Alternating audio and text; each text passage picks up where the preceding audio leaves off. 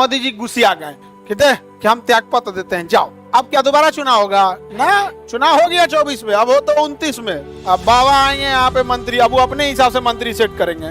5 गो JCB मंत्री इतना सम्मान दिलाए हम, पेट्रोलियम को उचित सम्मान दिलाए 100 पार पहुंचा के, गैस एलपीजी इतना सस्ता था उसको उचित सम्मान दिलाए हम 800-900 पे पहुंचाकर, दाल 80-90 रुपया था उसको उचित सम्मान दिलाए हम 150 रुपया तक लेके गए, 100-150। सरसों का तेल बिना मतलब सड़क पे था 40, 60-70 रुपया, उसको हम लोग लेके गए, लोग 150 पे ले गए। चाहे दाल का रेट हो, चाहे गैस का रेट हो, या किसी चीज को मोदी जी छोड़े हैं ऊंचाई पे ले जाने में।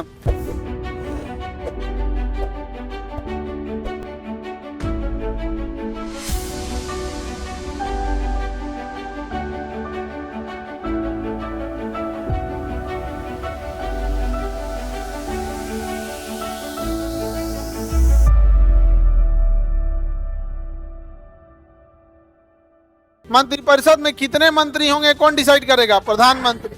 मंत्रिपरिषद बड़ा या छोटा होगा कौन डिसाइड करेगा? प्रधानमंत्री। यदि प्रधानमंत्री की मृत्यु या त्यागपत्र हो जाती है तो सभी मंत्रियों को उनके पद से हटा दिया जाता है, लेकिन दोबारा चुनाव नहीं होता है। उन्हीं जीते गए नेताओं में से कोई दूसरे को प्रधानमंत्री बना दिया जाता है। अब वह प्रधानमंत्री अपने हिसाब से मंत्रिपरिषद को सेट करता है। जैसे मान के चलिए मोदी जी हैं, मोदी जी गुस्सिया गए कि इतना काम किए हम, इतना सम्मान दिलाए हम, पेट्रोलियम को उचित सम्मान दिलाए 100 पार पहुंचा के, गैस एलपीजी इतना सस्ता था उसको उचित सम्मान दिलाए हम 800-900 पे पहुंचाकर, दाल 80-90 रुपया था उसको उचित सम्मान दिलाए हम 150 रुपया तक लेके गए, 100-150। सरसों का तेल बिना मतलब सड़क पे था 40, 60-70 रुपया, उसको हम लोग लेके गए, लोग 150। इतने लोगों को ऊंचाई पर ले गए, इतने लोगों को ऊंचाई पर ले गए, चाहे दाल का रेट हो, चाहे गैस का रेट हो, या किसी चीज को मोदी जी छोड़े हैं ऊंचाई पे ले जाने में।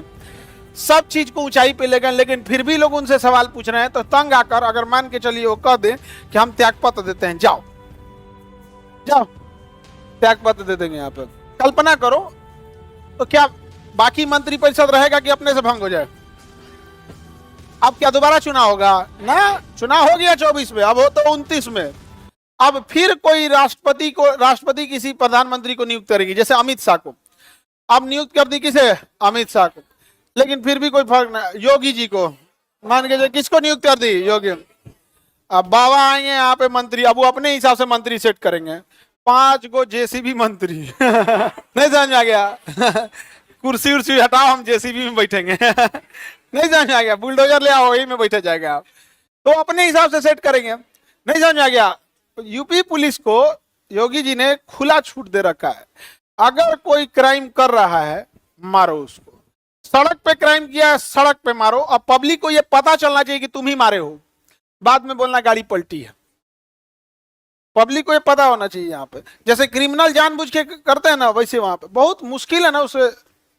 यूपी 22-24 करोड़ जनसंख्या संभालना आसान चीज है जी, और देश बराबर अपने हैं आप।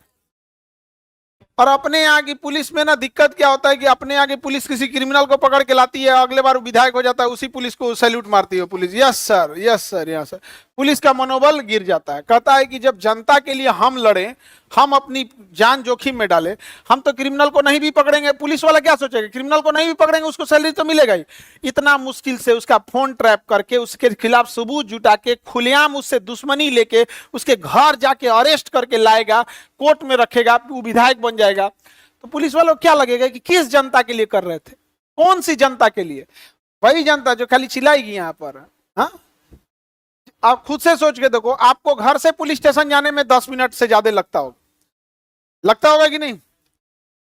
तो आधा घंटा लगता है घर से जाने में, तो पुलिस को भी तो वहां से आने में लगेगा टाइम। हेलीकॉप्टर लेके रखेगा वो, है ना? रखेगा तो होता है।